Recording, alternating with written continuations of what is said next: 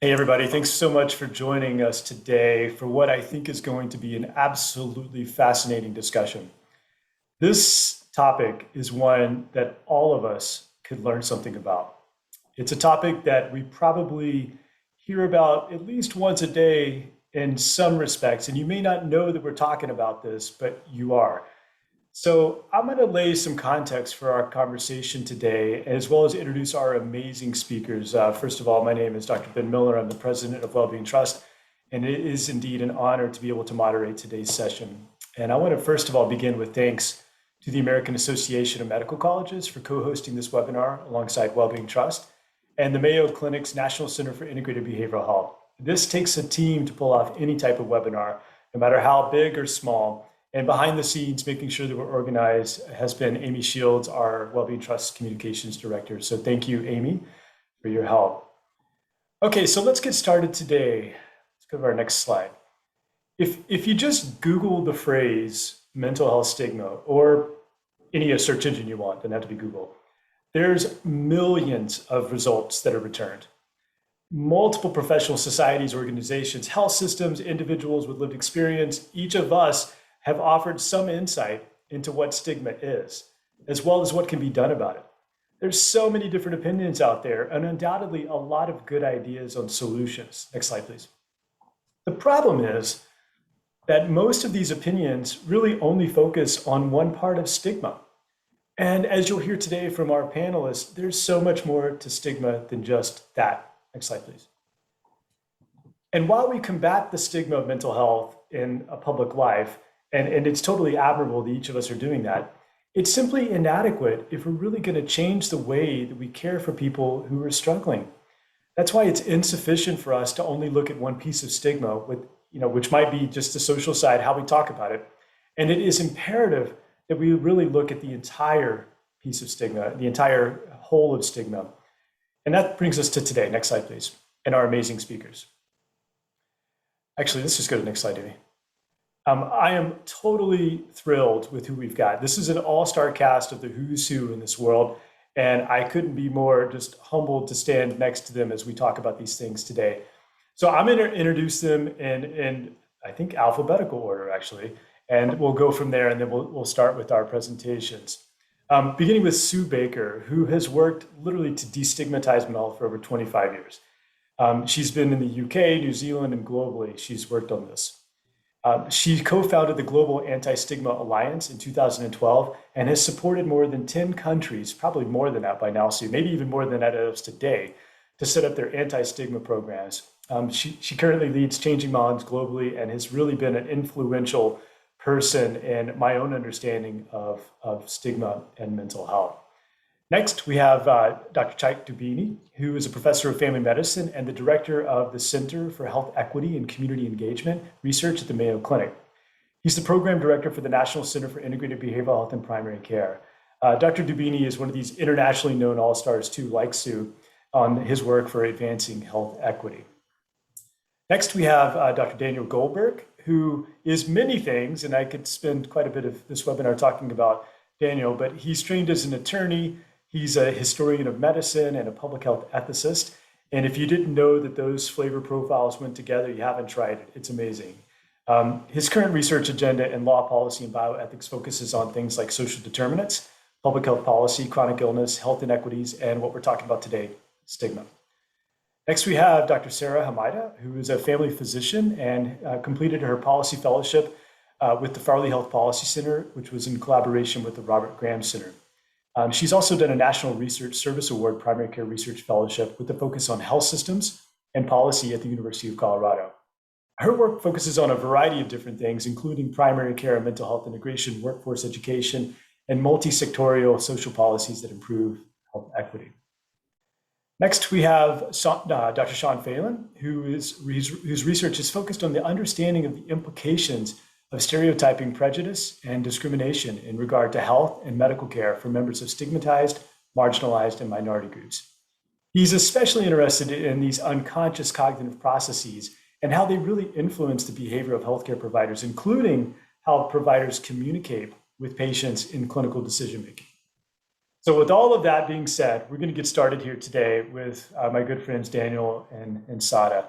So Daniel, I'm going to start with you because probably more than most people in this world, you've taught me a lot about the importance of defining stigma.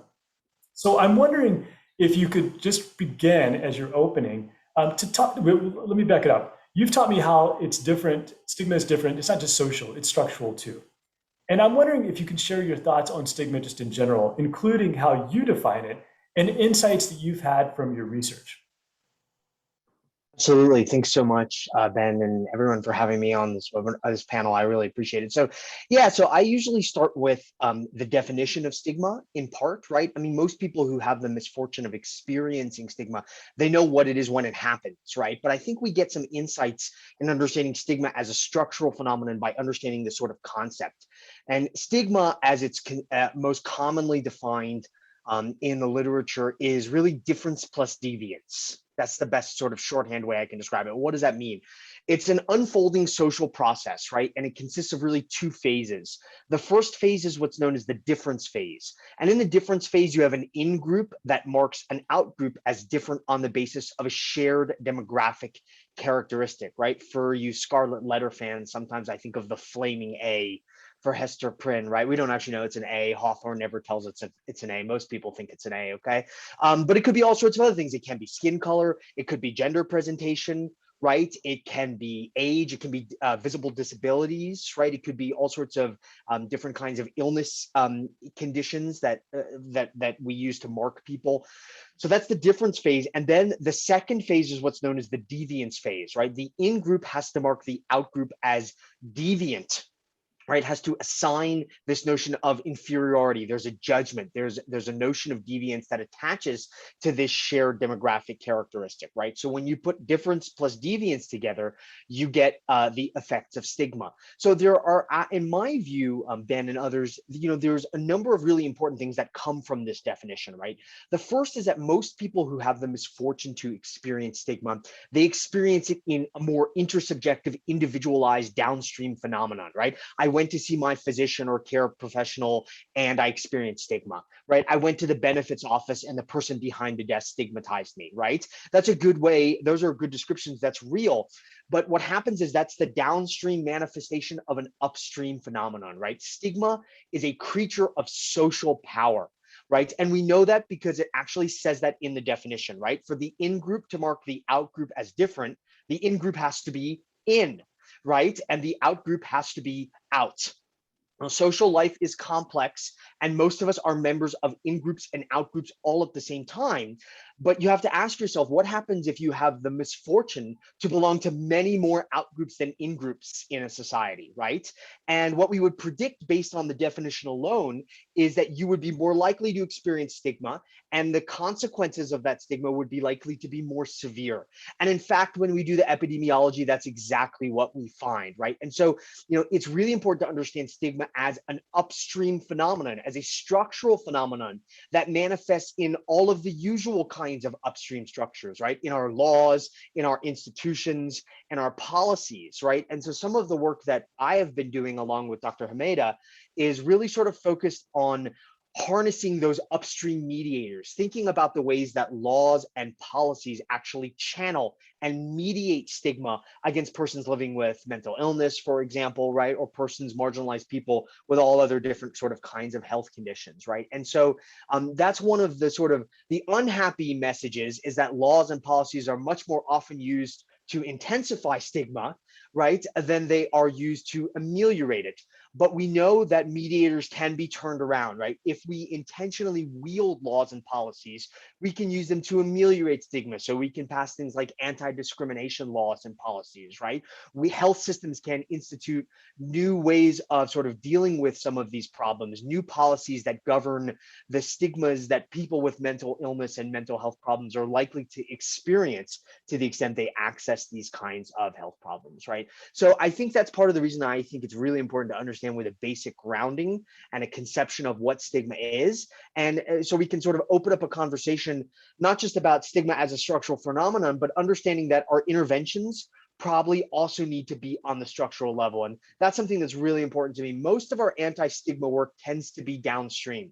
right? It tends to focus on the individual as the unit for change. And there's room for that. We need those kinds of downstream approaches. But like most structural determinants of health, there's a limit on how much impact those kinds of downstream approaches are going to have. We have to think about dealing with structural stigma on a structural level. And there are lots of different ways to do that. You know, my team and my work is sort of focused on the use of laws and policies as more of sort of an upstream mechanism for really trying to ameliorate the sort of devastating burdens of stigma, because it's intense and devastating, and we know that it's an independent social determinant of health. So I'm going to stop there. I hope that's helpful for everybody. Daniel, that was a masterclass in clarity. And for anybody who wants to know how to get your kids to talk like Daniel did, they need to be a lawyer, an ethicist, and a historian. And you've got it. So thank you for that, Daniel. That was really helpful. You know, Sada, Daniel called you out here, and I want to turn to you and wondering if you could just share a little bit about your work in this space. And I'm hoping you could talk a little bit about the Tassel project that I know you've been working on, and maybe some findings that you've learned from that initiative itself. Yeah, absolutely. Thank you, Ben.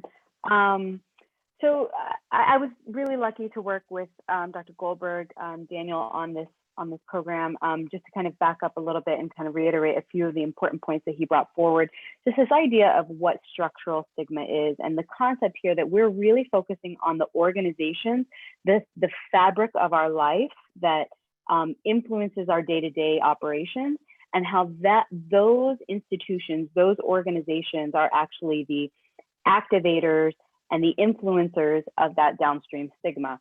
So some of the examples that we brought forward are policies and laws, of course, and that's super important, but just so that the audience knows, we're also including, and this is not a complete list, certainly, but employers, anything related to those institutions, the education system at all levels, housing, which can also have very close influence from the financial sector and from banking institutions, the criminal justice system, healthcare systems. That's not only healthcare delivery, but also the payers that dictate and influence that access to those healthcare delivery systems. So this is not an exhaustive list, but just to start priming the mind of what institutions and organizations are operating in our normal lives that can be a mediator to advance stigma, but hopefully are also potential institutions that could reduce it or to pull it back or ameliorate it, as Daniel said. So some of the inspiration for this Tassel work, and just so that the audience knows, that stands for Tackling Addiction, Structural Stigma Embodied in Law, which I thought was a pretty snappy name. I'll give credit where credit's due to Daniel there. But this work was essentially inspired because we very well know the connection between health policy and its downstream impact on health. We also are very well aware that laws can provide a lasting mechanism to exercise stigma. And then lastly, we know that victims of stigma can have negative health repercussions. So with these like three kind of connectors in mind, that was really the impetus to inspire us to look at the laws of California. We wanted to look for laws that would either be promoting or reducing stigma against individuals who use substances. We focused our work specifically on just a few specific substances: tobacco, alcohol, opioids. Obviously, this is not an exhaustive list, but this was essentially a pilot study to evaluate this intersectionality.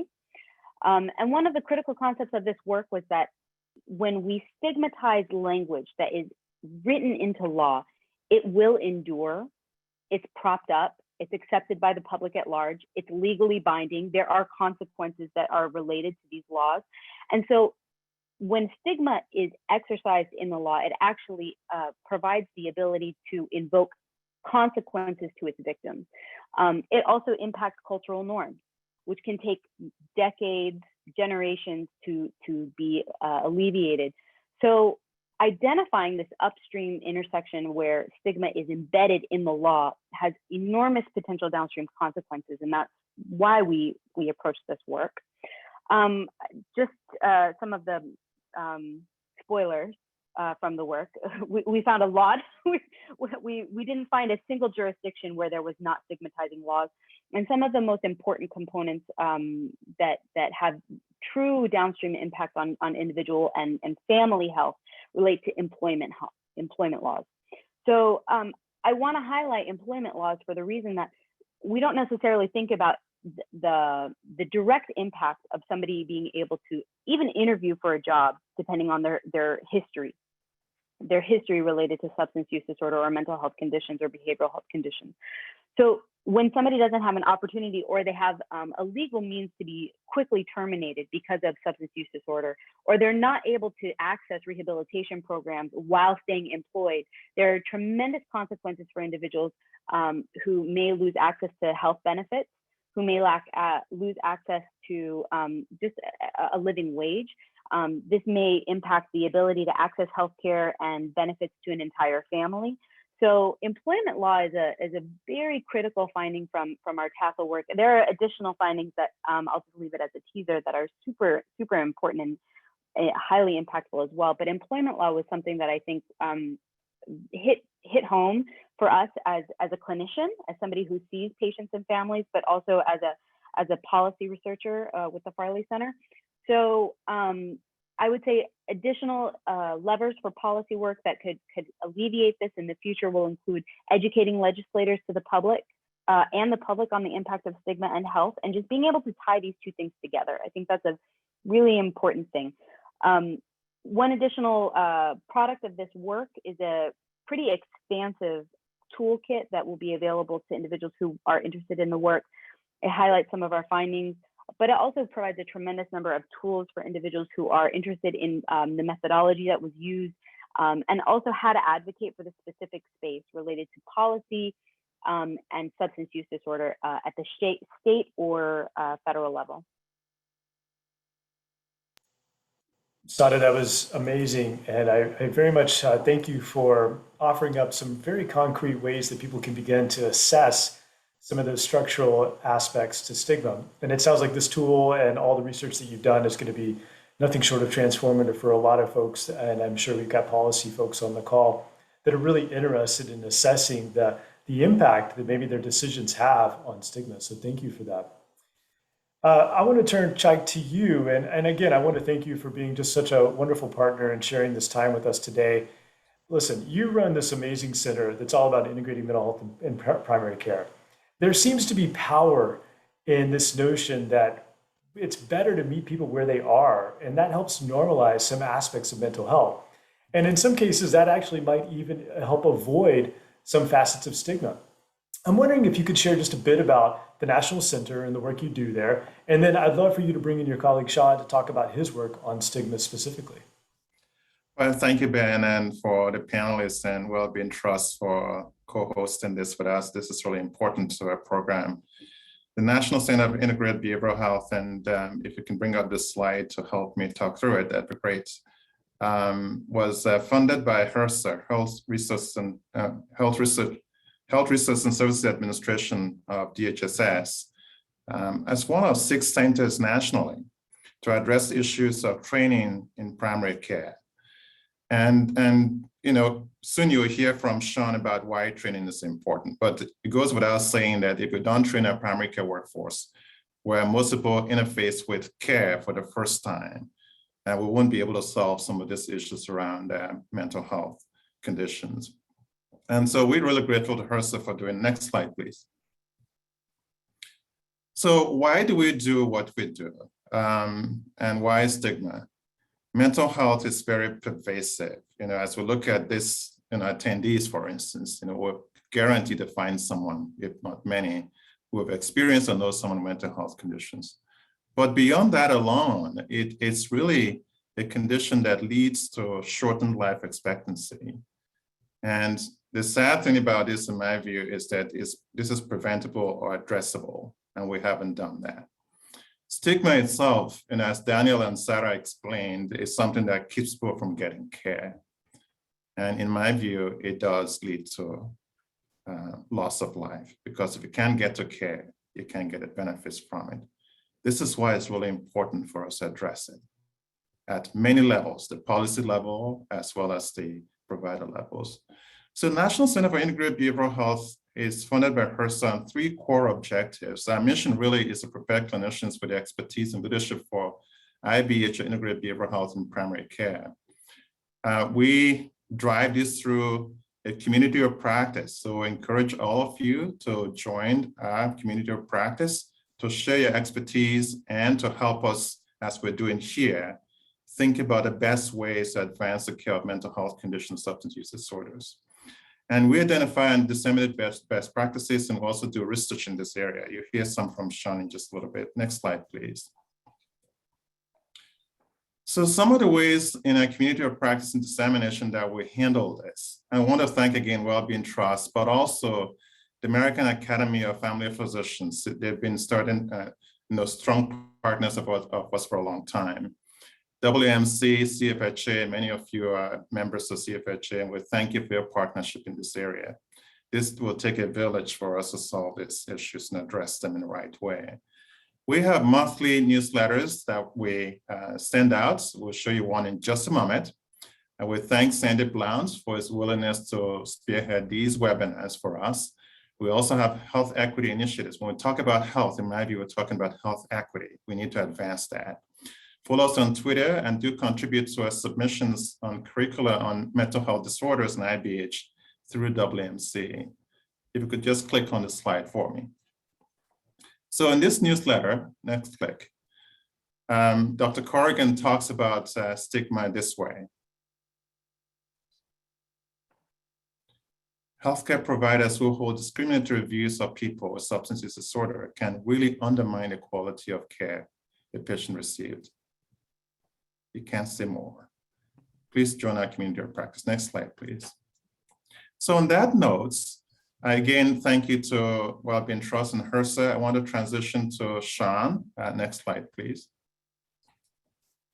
So Dr. Phelan has been a great colleague of mine. We've been working together at Mayo for quite a while now, and he's got a very strong interest in the area of stigma, which comes appropriately to this topic. He's an associate professor of Health Services Research in the Department of Health Services Research in Division of Healthcare Policy and Research at Mayo Clinic in Rochester, where I also have my appointment. He has been working to develop this curriculum and training material that I'm going to hand off to Sean to talk about it and how we've used this, for instance, to understand how stigma occurs at the point of care, but also how trainees can be involved in the process of developing and also disseminating and using these materials. Sean, over to you. Thank you. Thank you very much, Chike. If we could go to the next slide. Oh, it's frozen on my screen. There we go. So we've set out to develop a learning experience, an online learning experience targeted at medical students, residents, and primary care providers, focused on ways that people can interrupt the process of stigma from affecting the care that they provide and their patients' experience. I think it's important to also mention, since we've been talking a little bit about structural stigma and some of the upstream things, is that a lot of the research that I've published in this area, a lot of it having to do actually with obesity stigma, sort of shows how the medical school environment and the training environment can contribute to attitudes and behavior in trainees. And so, as much as this training is focused on learners as students, residents, et cetera, I think it's also really important for those that sort of role model the expectations and sort of set the social expectations in training programs. Our goals through developing this intervention, this curriculum, is to improve patient ability and willingness to disclose symptoms, to improve the quality of the discussion, help both patients be more willing to accept a referral to receive a further level of care for mental health, and also for primary care providers to feel that they can refer and be more likely to refer appropriately. And also for trying to maintain trust during that process. Talking about stigmatizing things it's important to make sure that doesn't harm in any way the therapeutic relationship between a provider and a patient, whatever the stigmatized condition is. And so a big part is trying to maintain trust through that conversation. We're developing this training based on 3 different sources. One is we conduct a scoping review of interventions, mostly in primary care, but in medical schools, other training institutions.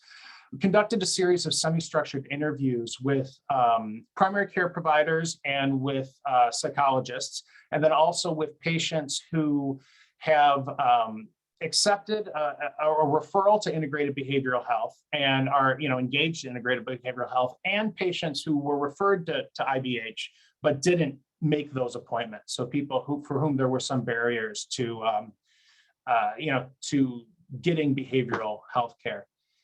And also just the evidence of strategies that are known in the fields of social psychology and cognitive psychology to protect people from identity threat or interrupt the bias process. Can we go to the next slide? I'll talk a little bit more about that. Well, first for the learning experience, what we're doing is using patient stories to illustrate the different sources of stigma in an encounter. So we focus a little bit on self-stigma, which is a really important barrier. People have social identities, and those identities are, where we derive our sense of self-esteem and our sense of self. And it can be challenging for a patient or for anybody to incorporate a stigmatized identity into their view of themselves. Stigma from the public, stigma from their family, and also fear of stigma directed at their family, that their label might in some way harm their family or those that they love. And then also the provider is a source of stigma, that provider biases, however, as unintentioned as they might be, can steer a patient away from disclosing or discussing mental health. We also learned as coming through building this learning experience is that we really sort of had two targets of stigma to address, and that was attitudes about people with mental illnesses. So the beliefs, for example, that people with mental illnesses are weak or are dangerous, but then unhelpful beliefs about illnesses themselves.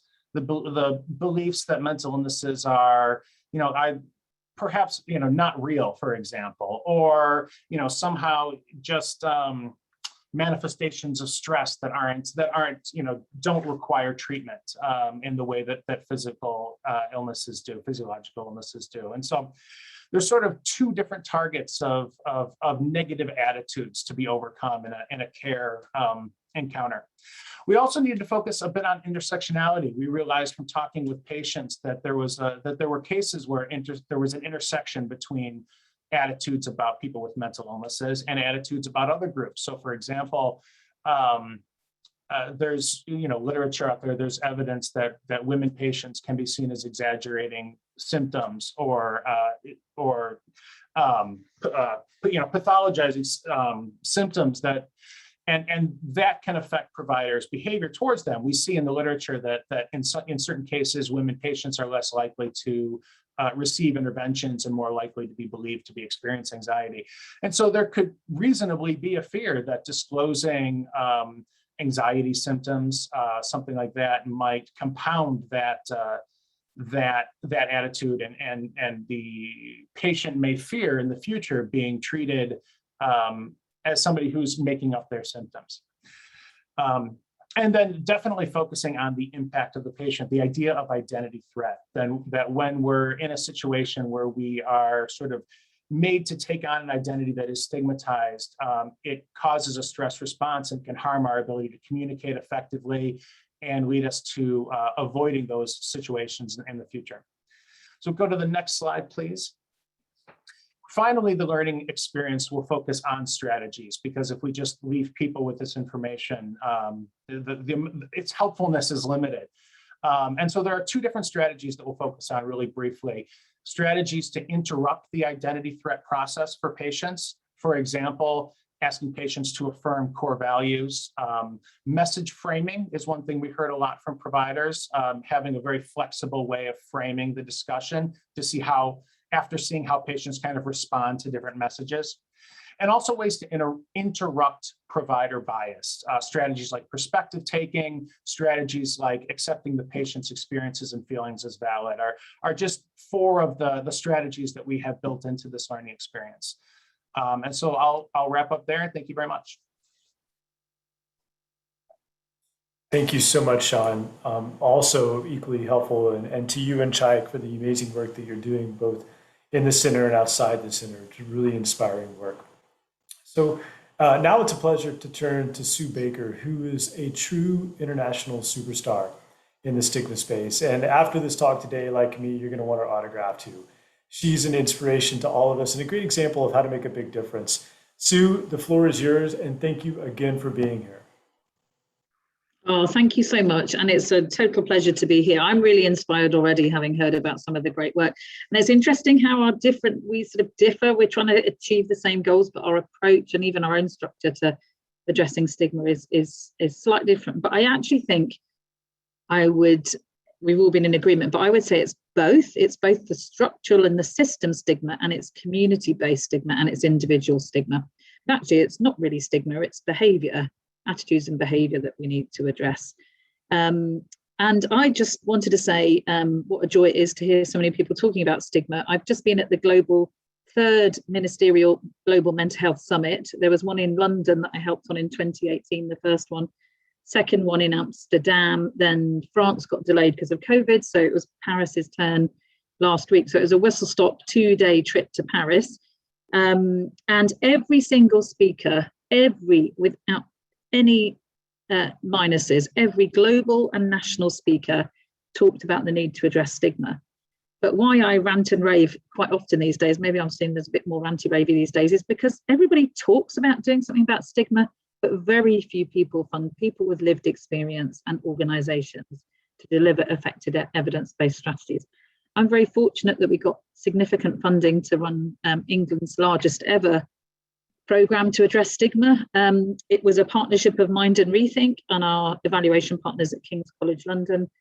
And that meant that a lot of the structural work around policies and legislations and practice was actually already done by our key partners. That doesn't mean that we didn't address that as part of this programme as well. So next slide, please. So I'm just going to whistle stop through. I've also just spent, since 3 o'clock this morning, your time, sharing and facilitating learning across the globe on stigma. And some fascinating discussions, one of which was my opening session that I did with a wonderful lady, which was, is it time to rebrand stigma? Because I don't think people really understand that it's about behaviour change. And as you said, Dr. Jubeni, it's about saving lives, it's about preventing harm, and it's about saving lives and empowering people to lead the best possible lives and removing those barriers to our human rights. But people just think it's a poster on a washroom door, or it's about attitudes, or that governments will fund that rather than mental health provision. And much of the global advocacy is actually focused solely on investment in mental health provision. And all you will do is have people coming out that can't get jobs, can't keep down a relationship, can't get a relationship, and can't continue education, going back into treatment. So I'm on a bit of a rant this week because I hear all about stigma all over the world now, which is great, but very few people are doing it in significant enough of a focus. So I'm delighted to hear about your work. I'm really, really encouraged, and I'd love to know more, but probably not on today's call. So next slide, please. So Time to Change, England's biggest ever campaign to do something about stigma and discrimination. Why? Well, I think we've kind of talked a lot about that. Most people who have mental health problems, and that's me included, experience discrimination from at least one walk of life. I think the average was 4 or 5 walks of life.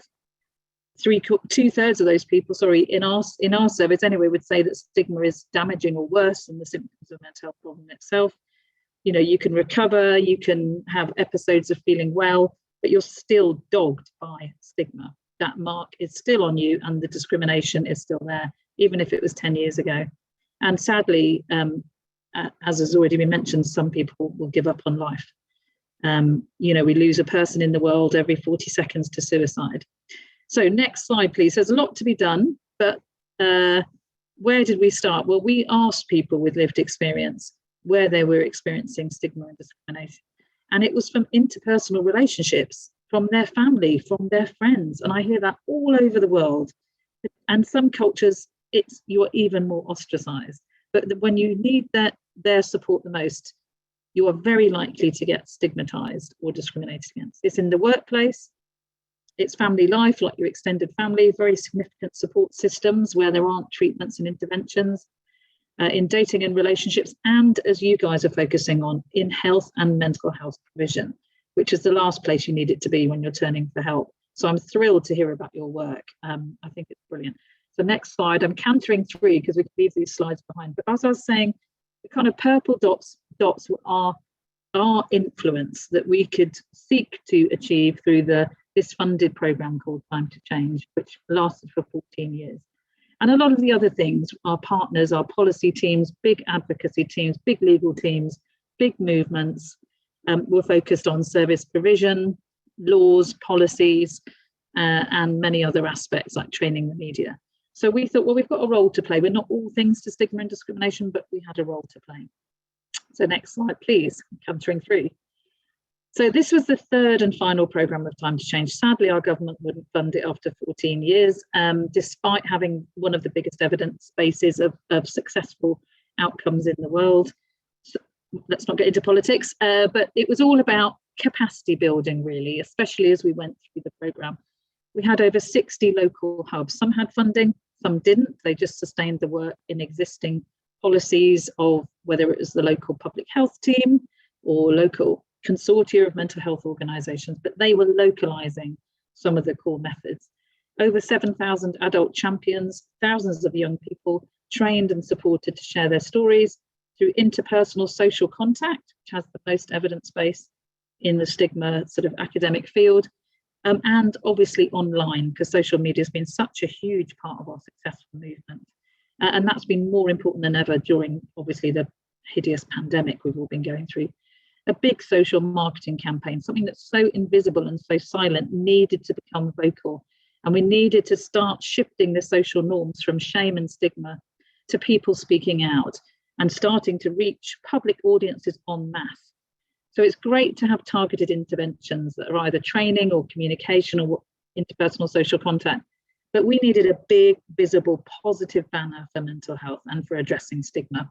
And so I'm just going to see if we can quickly whiz through. I'm so sorry, this is a bit of a canter through. So next slide, please. Some of the structural stigma that we did target was our work with schools. So we took a whole school approach to the mental health and wellbeing and stigma and discrimination experienced by staff and pupils alike. We worked with 2,000, I think they'd be called your high schools, secondary schools. We also work with employers, 3,000 employers pledged. I mean, that's Lindt, who make the chocolate bunnies, through to prime ministers, through to construction firms, all the banks. Oh my goodness me, I've been all over the place, and all sectors were getting on board, and that is structural stigma, the policies and practices of employers and educators. So just moving through. Next slide, please, thank you. And the campaign, the big social marketing campaign was all based on segments of the population, where they were, lots of research into audience insight. What did they think? What did they know? Or what did they think they knew? And who had the potential to change, and how might we go about that? So everything we did, nobody sat in a room and dreamt this creative up in the mental health sector. I was adamant we'd spent too long preaching to ourselves, and actually we needed to reach the general public effectively that had never ever worked in England. We were very fortunate to have some role models in Scotland and New Zealand that had shifted public attitudes, so we looked at their approaches. But these are all the kind of messages, and I won't read them all through, but we've taken our audience on a journey.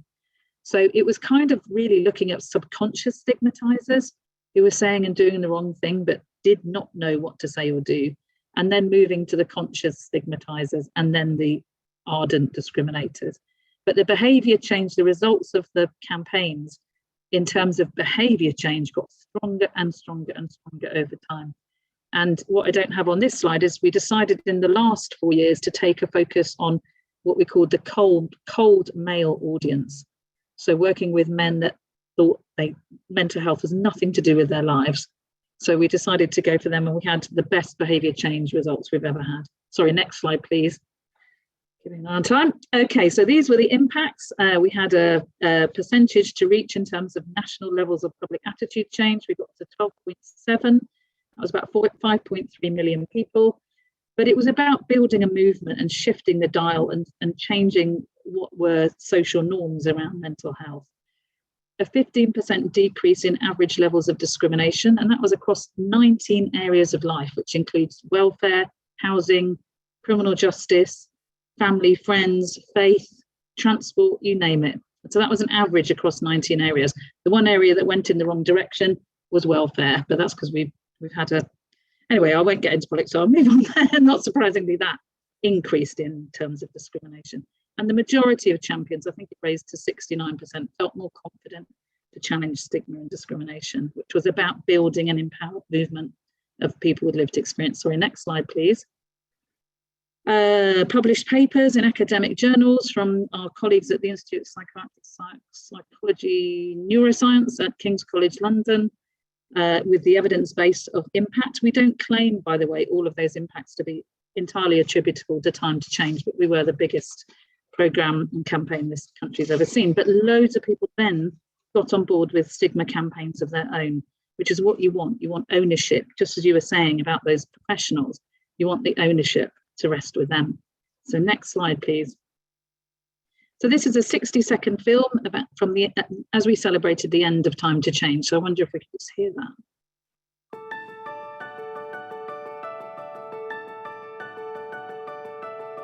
Every time someone spoke out, there's a dignity in it, and that's because of time to change and breaking the stigma. Young people and adults can talk about mental health far more openly. Time to change, it did save my life. Helped me to help myself and then to move on and help other people. It really hit home that, people are actually starting to listen. A gradual awakening within society, within the media. Making mental health and mental illness something that people could talk about on the way to work. Legacy sounds cliche, but it really kind of touches the lives beyond the time that you've been engaged with whatever project or campaign. It is not an understatement to say that this was a movement. And that is definitely worth celebrating. So that was 14 years of our national programme. It still continues in Wales, it continues elsewhere. Not Time to Change programmes in Scotland, Northern Ireland and Ireland, but sadly not in England.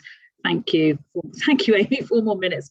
So just moving on, because of that evidence base, next slide, please. Oh, sorry.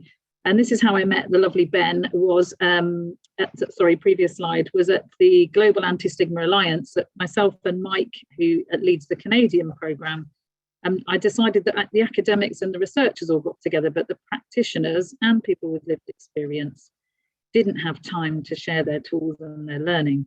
So as much as it was great that the researchers got together, we needed to get together as a wider movement. As you can see, that's mostly high income, global north, apart from Australia and New Zealand. So I always felt as a global citizen that really there should be more work and more capacity building support in the global south. And then next slide, please. This is where I got approached from our UK government to seek funding with 10 days notice to see if our methods could be adapted. And this is what's so important, adapted to different local contexts by local partners and people with lived experience. So at Mind, I had never worked formally in the global south. I've worked globally on stigma, but not in very different settings with very little mental health provision and deeply rooted stigma, prejudice, and loads of myths around it's linked to a curse or, it's demonization and possession. So to say we were a little bit out of our comfort zone was a slight understatement. So we got a fantastic international NGO partner who worked on disability inclusion called CBM. And they helped us find 5 wonderful mental health NGOs who then, with us, trained 111 people with lived experience in contexts where nobody was really publicly speaking out. So just to ping through the next slide, please. So a lot of the same methods, which we knew had already worked in low-income settings without too much evidence, was this idea of trained champions sharing their stories. And this can be with professional audiences, but particularly with the general public. So whether that's at a temple, whether it's a tea party, whether it's a market stall in the middle of Ghana. So we worked in Uganda, Kenya, Ghana, Nigeria, and a very rural town in southern India. And I wish I could tell you more, but we haven't got time. So over 17,000 conversations were held. In the African countries, in the capitals, we were able to run social marketing as part of one of our core methodologies. And I'm just going to show you some material from that. You can see some of the posts. It was mostly via social media. The countries that we were working with have very high percentages of the population that are under 35. Lots of use of social media, huge amounts of smartphone ownership and social media. So quite cost effectively, we could do a lot through social media, through paid for advertising.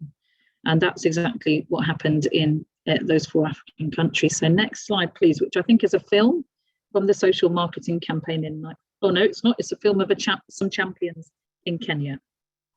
Society should treat people with mental health problems just like any other normal human being.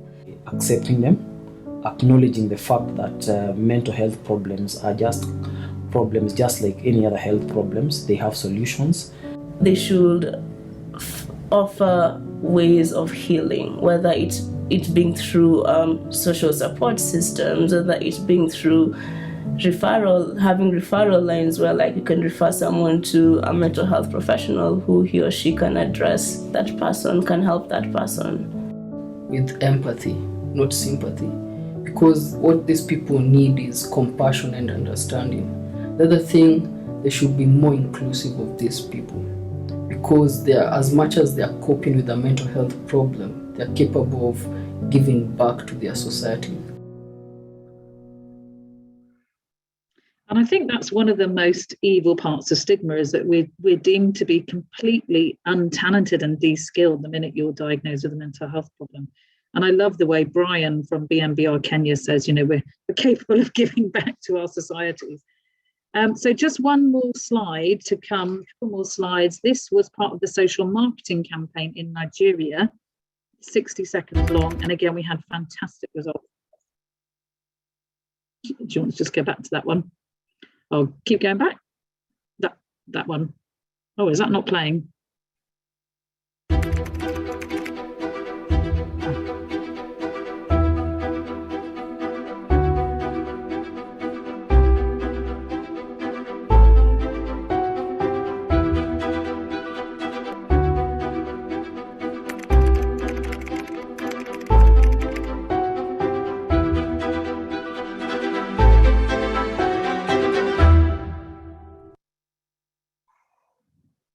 So it is possible to address stigma and discrimination in many different contexts, as long as there's local ownership and contextualization, because local people should be owning and leading and the experts on their community. So next slide, please. So the campaigns in Kenya, we couldn't do academic level evaluation of all of them. We just didn't have the budget, but we did do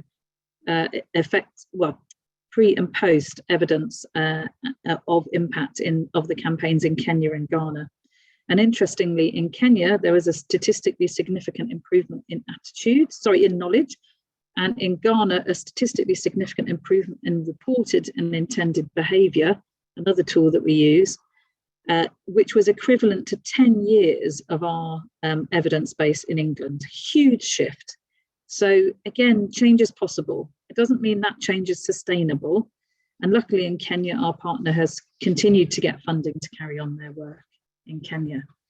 So just finally, as a result of that work, next slide, please, our partners and Time to Change Global, we produced a global anti-stigma toolkit, sharing the tools, the methods, the learning, and all of the insights from our partners and champions. So the link is there if you want to see it. It's basically to help build capacity for people that want to address stigma in a range of contexts.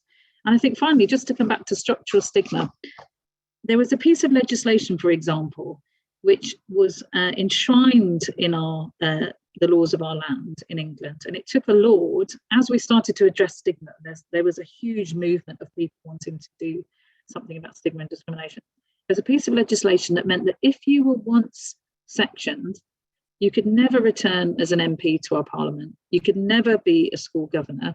You could never be a company director. And doesn't that just say everything about how even our own parliament enshrines discrimination based on mental health in our legal systems and policies and practice? So he brought in the Mental Health Discrimination Bill and overturned that. So there is a lot of work to do. We've also worked with GPs, mental health professionals, police forces, and young African Caribbean men in crisis who have a pretty raw time of it when they're in distress with mental health professionals and the police. So we've done a lot about working with professional audiences and online training for primary care GPs as well. So there's probably a lot we could share another time. But I would argue you need to do both. You need to go to the individual and the communities where those individuals live, and you need to address policies and practices at the same time. Thank you for listening. Oh my, Sue, thank you so much. Thank you for that wonderful gift and all your knowledge and experience. And I think it was a tremendous compliment to what we heard earlier from our colleagues. And so for those of you watching this, you're probably like, whoa, this is a lot of information. What do I do? Where do I go first? And I'm actually going to turn it back to our experts here for just a second and ask them this question, because there's nothing worse than a webinar where you get fired up about the topic, you're totally enthusiastic, you want to go do something about it, but you don't know what to do. So I'm wondering if we could just kind of go in order here of how we presented today. If each of you would offer one suggestion for the folks that are watching this now or later on YouTube, if they could go and do something to address the issues that we've discussed today around mental health stigma, what would that one thing be? And Daniel, we'll start with you and then go to Sada and then run the list. One thing I would recommend would be looking at local policy change, right? Most of the work on stigma is, again, focused on sort of downstream interventions, which are important and necessary, right? We could also talk about very high upstream interventions, but it can be hard to get things like anti-discrimination legislation passed, right? But I think sometimes people miss what I think could be a sweet spot, which is intermediate or meso level policy change, right? So for example, if you're a healthcare professional, especially as part of a larger collective of healthcare professionals, you might have some influence in local policy. You might not be able to change federal or state laws very easily in the US, but you could, if you collectively organize, ask medical directors and the leaders of a health system to implement policy changes that can have a dramatic impact on diminishing the likelihood with which people who experience mental health problems or mental illness are going to experience stigma as they move through sort of health systems. So focusing on local policy change, municipal efforts can work, towns, counties, right? Really thinking about intermediate local policy change as a lever for ameliorating mental health stigma.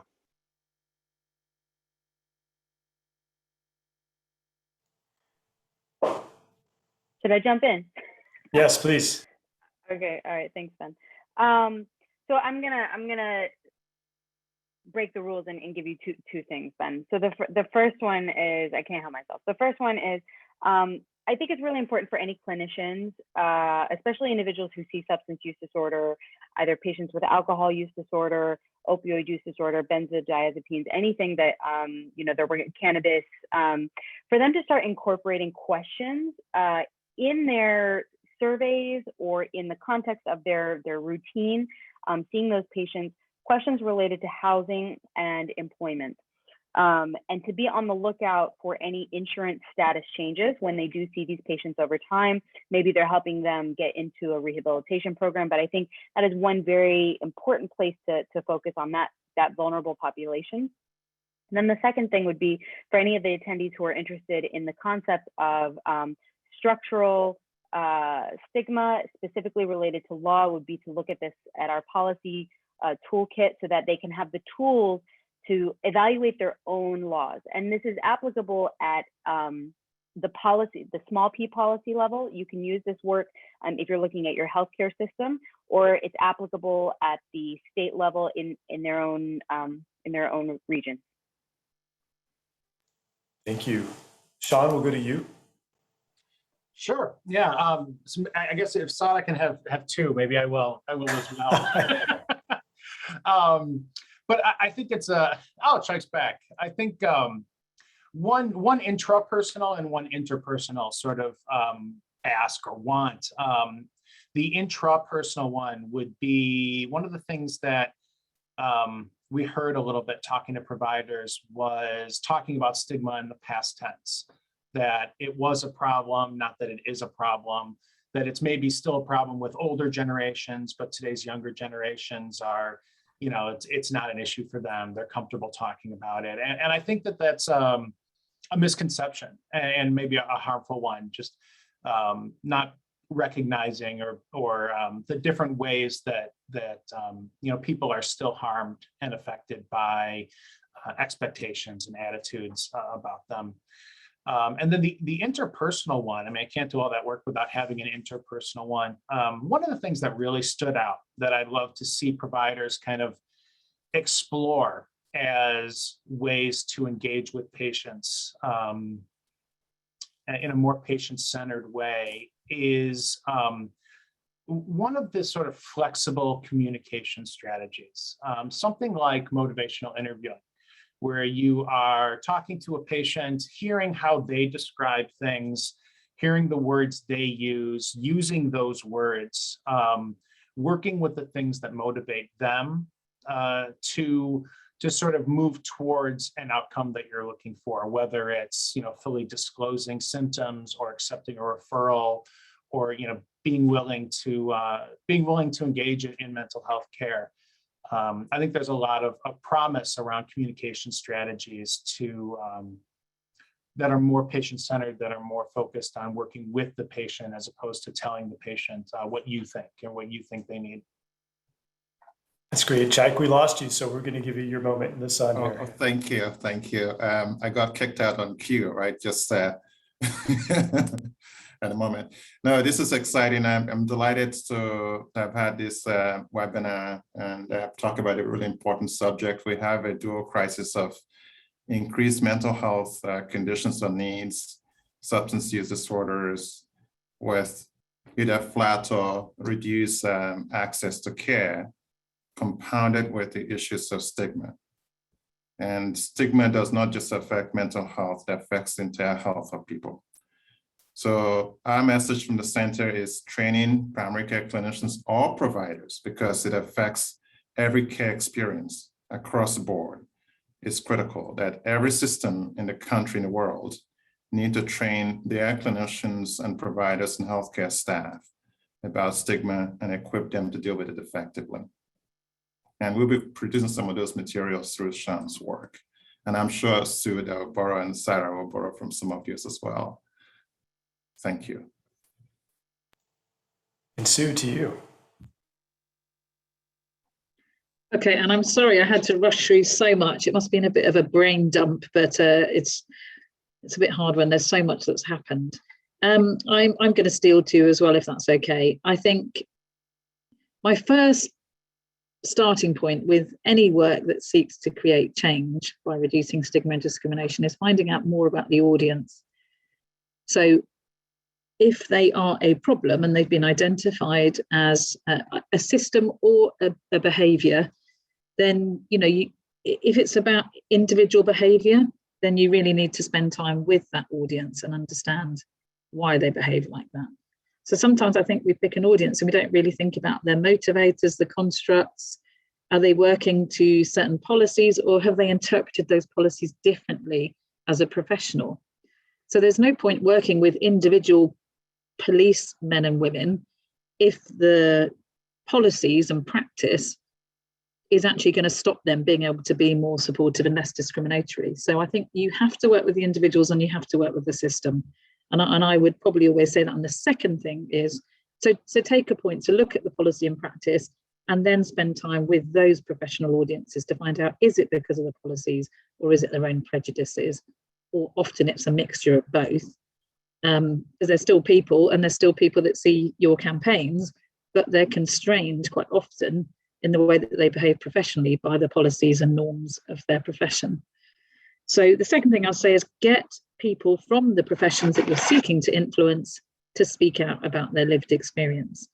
You need one or two key leaders who are willing to talk about their own, even if it's about looking after their mental health and not about mental ill health. You can't do a them and us. You really have to have peer inspiration and motivation. That's beautiful. That's great. Well, we learned a lot about all of you today. Most of you don't follow the rules, which is probably why you're so good at your job. So thank you for that. And thank you for joining us. Stigma is so real, and it impacts us all in different ways. Discriminating against mental health and addiction only leads us to a place where we as a society are not going to progress. It's going to hold us back from achieving our goals for well-being. It will discourage help-seeking behaviors that each of us have, and so much more. As you've heard today from this amazing panel, Stigma is more than just our words. We must work to change our structures too. And that's on each of us. We also need to, as Sue just suggested, let the community lead on what they want, what they think is best to address issues of stigma. So let's go forth and begin to make the world a better place for mental health. And in doing so, it's not only going to impact our own mental health and help lessen the mental health stigma that's felt by all over the world, it's just going to make it a better place. So thank you all again for joining us today, and we look forward to talking to you next time. And thanks to our panelists.